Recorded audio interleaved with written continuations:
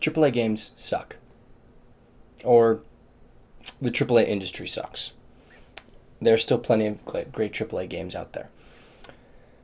But the problems with the AAA industry in recent years reflect kind of a wider trend in the entertainment industry as a whole. A series of bland remakes and characterless continuations to series that have long since run their course. And while I'm sure we're all excited for Fast and Furious 16, it's an issue, and it needs to change. And there's a lot of reasons behind it, but let's take a step back and look at the AAA industry as a whole. Now, in the gaming industry, AAA, for those of you who don't know, is the biggest companies. EA, Ubisoft, Blizzard, companies with the resources and the money to make truly expansive games. These are much different than indie games, but more on that later. The AAA industry has been in decline recently, with an estimated 11,250 layoffs in the past year. And while those were in part due to overstaffing during the COVID pandemic, when games were more profitable, people were playing more of them, another bigger reason for the decline is the size and cost of AAA games. Let's take a look at Blizzard, for example. Way back in 2004, World of Warcraft was released and would become one of their most well-known and largest titles. Now, World of Warcraft was first made and released by a team of 40 core developers. Diablo 4, one of Blizzard's newest games, which was released in 2023, was worked on by an estimated 9,000 people. That's a 22,400% increase. And while that largely focuses on the size of these new games, something that couldn't be achieved without such large teams, it's also what gives them such a massively overly inflated budget. And when I say overly inflated budget, I'm not kidding. The latest COD game, Modern Warfare 3, had a budget of $1 billion. $1 billion. And is the worst rated COD of all time. Studios have just gotten in the habit of putting all of their eggs in one very, very expensive basket. And COD's not alone. Another extremely expensive flop, Immortals of Avium, had a budget of $125 million, published by EA. And for the first game of that studio, no reason for $125 million. Completely failed. Selling less than 70,000 copies. Total. Flops like that are deadly to studios. With such inflated budgets, the game needs to make much more money to be profitable, to have any kind of return at all. And if studios don't make that money, they can fail and go bankrupt just like that. And more importantly, then their shareholders don't make money. Remember that riskiness I mentioned? Well, that's not entirely true. What I mean to say is there's huge potential for risk. And how does the game industry mitigate it? With sticking to established and well-known titles, appealing to wide audiences, and stuffing games full of microtransactions. For the unaware, microtransactions are skins, pets, battle passes, little purchases that cost real money, or at the very least, are nearly impossible to get without real money. These microtransactions are quite common in games nowadays and make a lot of money for studios. Let's pick on Blizzard again for a second. In 2021, game sales, which you would expect to be an important component of revenue for a game development company, made up only a third of their total profit, $6.5 billion. The rest were made up of microtransactions, in-game purchases, and subscriptions. And if microtransactions are so wildly successful, wildly lucrative, who could blame companies for using them? They are businesses after all. The issue is that microtransactions are a salve for the overall problem and create no benefit and in fact actively harm the user experience.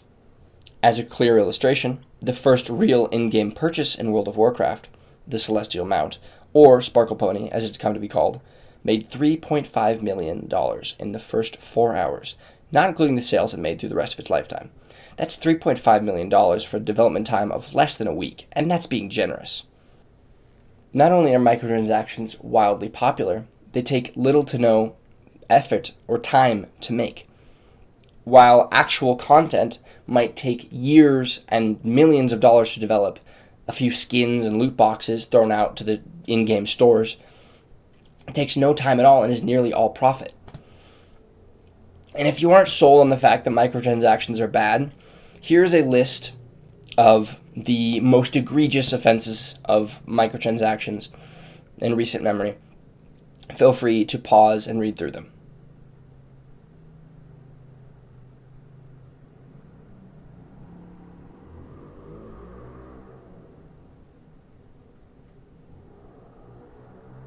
But we don't need to worry about that for our little studio, right? We can afford to deviate from the norm, spend time researching new topics, and find something unique.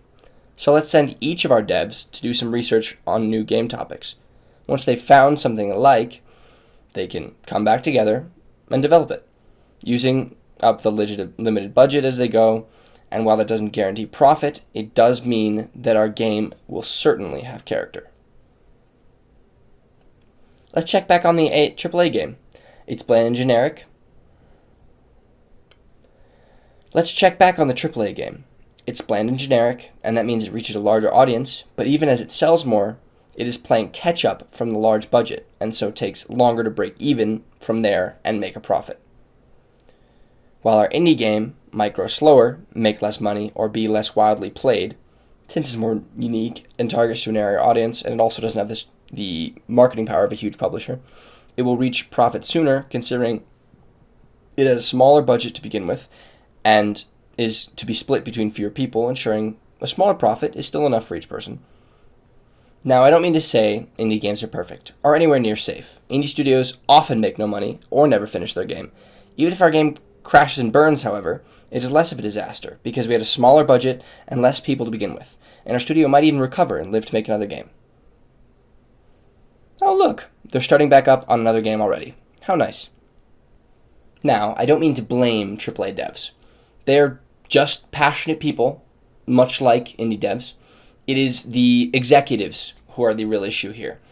They scramble to impress shareholders, demand massive games, huge audiences, and stuff the games full of microtransactions and live service in order to keep it profitable and keep going.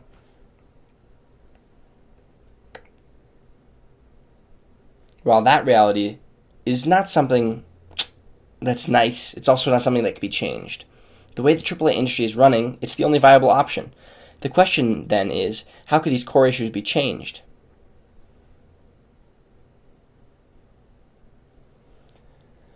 While that reality is not a nice one, it is the reality of the AAA industry.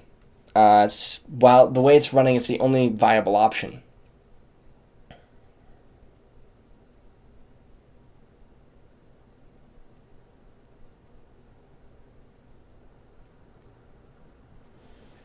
While that reality is not a nice one, it's the way the AAA industry is being run. It's the only viable option. But how could these core issues be changed? Those issues being massive budgets, microtransactions, and really generic titles.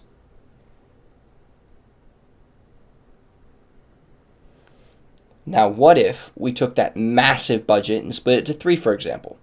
Made multiple teams with still quite massive budgets, teams that could experiment and make new, smaller, unique games without the worry of a giant budget hanging over their head, and in doing so, eliminate the need for real microtransactions, even though they're still wildly lucrative. That way, the consumer experience is much better, and the risk is still mitigated by the fact that if one of our 3 games flops, the other 2 could support it. And we can make interesting, unique games with bigger budgets than indie studios still, but not the same surplus of microtransactions.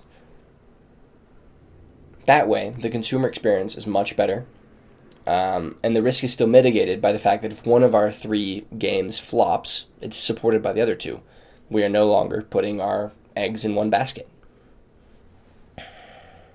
This is by no means a perfect solution, or even the most detailed one.